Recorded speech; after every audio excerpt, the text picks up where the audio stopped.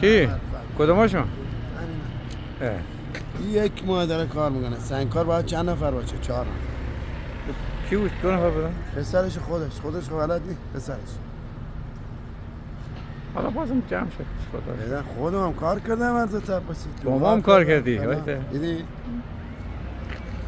حالا تو نه، بابا خدایش زدی مشکل. رفتی آقا یه رو آره دو شد بابا. دایرم. یک ماه شهرداری اومد 18 میلیون جریمه هم کرد. نه بابا. به قرآن بس که تو داشته. برای چی برای؟ تو باید مجوز بگیری. نمار رو میگی. نه بابا هیچ جا همچین چیزی خدا شده جدیدن اینجوری شده. بابا ماشاءالله. حسن.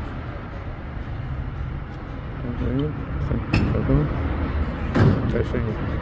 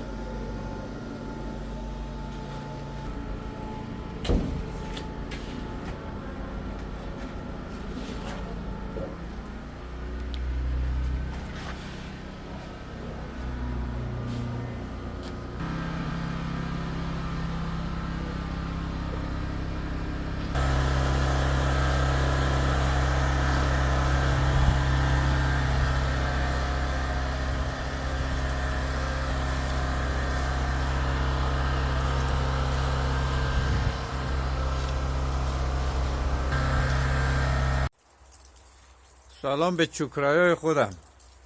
این چوکرایا من کامل آقا هم شاستیشو براتون زدم، هم اینو زدم، هم اینو برات زدم. نگاه کن توش میخوای مجسمه بزن. آمدین شاستیشو زدیم تا تیه، اینا هم زدیم. این چوکرای نگاه کن تمام نقشه 4 استفاده کردیم. این چوکرای این برم تا چه رفته، فقط 2 تا میلگرد اینجا بدم خودتون بندازید کمامت. میگه برید صفا کنید. خداحافظ.